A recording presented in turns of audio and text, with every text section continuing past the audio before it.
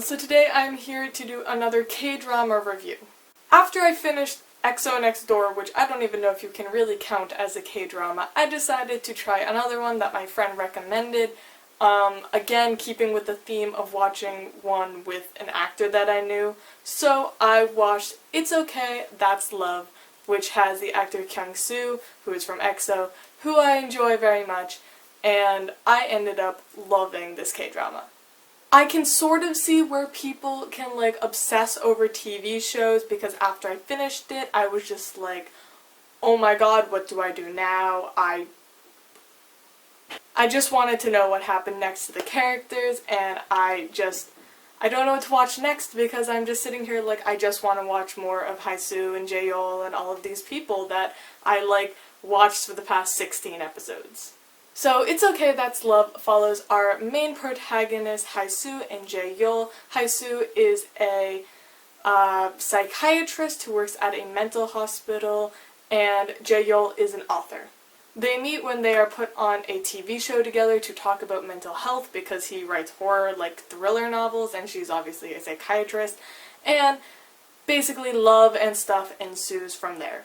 So in this review, I'm going to have the non-spoiler section and then a very, very short spoiler section at the end, just because I have a couple of things I need to say, but we'll start with the non-spoiler section. So first off, this K-drama had an amazing lead female. I absolutely loved Haesoo, or however you pronounce her name. I thought she was so great. She was such a strong, independent female for most of the show, and I understood her. I understood where she was coming from, and I really enjoyed a lot of the things and actions and decisions that she made.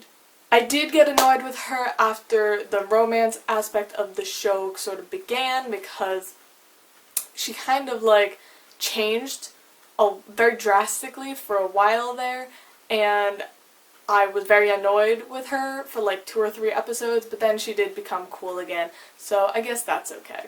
I really enjoyed the portrayal of Haesoo, because I don't know if they intended for this to be kind of shown, but she kind of was portrayed as an asexual character, which does not usually happen in many TV shows and books and stuff, so I really enjoyed the portrayal of that, although again, when the romance started, I did get very frustrated with her, because she went from this very independent woman, badass character, to literally every 5 minutes asking Jae Yul, are we dating? And he'd be like, yes. And she's like, are you sure? And he'd be like, yeah. And she's like, do you love me? And he's like, dude, yes I do, calm down. Other than that part, I really enjoyed Haesoo's character, although I did feel like after preaching and preaching and preaching basically her asexuality, she gave it up pretty fast, which I don't know if it was because they were running out of time or something, but I did not appreciate that part of it. But other than that, I really, really enjoyed her as a character. But my favorite character was definitely Kwang-soo, or Soo Kwang. I think the character's name is Soo Kwang, and Kwang-soo is his real name. He's the guy on Running Man. He was a great actor. I was not expecting that. I've only seen a couple of episodes of Running Man, and he's very strange. He's a very weird person. So I wasn't expecting him to be such an amazing actor. I loved his portrayal of Tourette syndrome.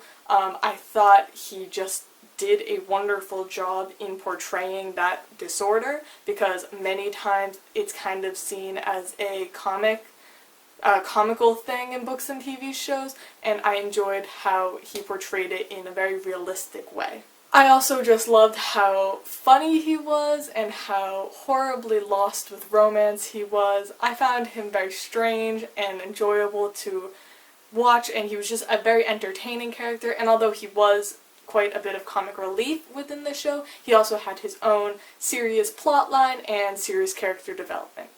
I very much enjoyed the main lead character, Jae Yul. I didn't love him at the beginning. I thought he was a very standard character. He wasn't that interesting. Yeah, he's a good-looking, brighter guy, who cares kind of thing. But by the end, I really, really enjoyed him, and I thought the actor was phenomenal. He was definitely one of the better actors in the show. I thought he was great. His character was very wishy-washy in my opinion, but that's what the character was. I loved Kyung-soo in this. His character Kwang-woo was definitely, like, besides Soo Kwang, Kyung-soo's character was my favorite. He plays a young high school boy who is a fan of author Jae Yul, and he just kind of pops up every once in a while, and he's just adorable. And all of the feels happen because of that character, and I loved him so much. And Kyung-soo's a good actor, like, I was kind of surprised by that. Stepping away from the characters, I also just really loved the setting of the drama. It took place in a hospital, which I was kind of worried about because, like, General Hospital and all those, like, American dramas, it's just so cheesy, but the way that they did it was very, like, realistic. Like, I very much enjoyed the setting of the mental hospital, because of all of the different subplots that happened because of the patients there. Like, I absolutely loved the drawer boy. I think his name was Hwan Hee in the show. He was, first off, adorable, and it was like, his plotline, like, it wasn't just a character who showed up at the beginning and, like, was a patient. He continued to show up throughout the rest of this show and kind of show how mental health does develop and everything, and I loved all of the different patients and the subplots that they made happen, and all of the, like, legit medical and, like, psychological things that they were explaining in the show, because I did take AP Psych, I'm not a psychiatrist or anything, but everything that they were explaining and saying was accurate as far as I could tell, and they would have, like, a little thing on the bottom explaining, like, what certain words meant, in case the, like, average viewer wasn't familiar with it, and I thought I just think they pulled off the psychiatric ward, mental hospital kind of setting very well. I also very much enjoyed the LGBT aspects because one of the patients was a trans woman who I wasn't expecting.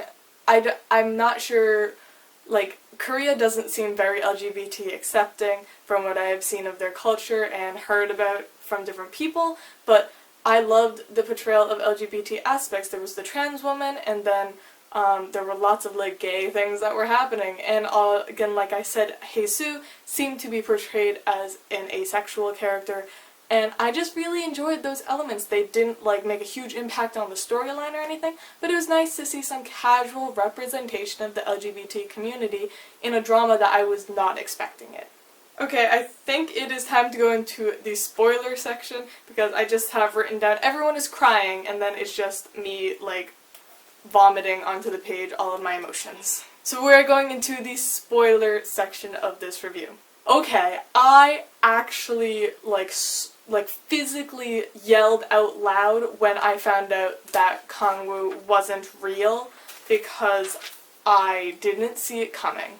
Like, looking back, I was like, I even mentioned, like, it was weird how, like, no one was, like, acknowledging him and everything, and it was, like, strange, like, how his character just would pop up randomly, and I'd be texting my friend, and I'd be like, what is he? Like, what's he doing? Like, why is he there? And she's like, like, don't worry about it, like, he's just a minor character kind of thing. And then, when we found out he's not real, I actually, like, physically... I have written down, it would have been less painful for someone to literally rip out my heart and stomp on it than watching episode 14 was. Episode 14 actually hurt me. I have never felt so strongly an emotion towards a TV show or movie in my entire life. Episode 14 actually hurt.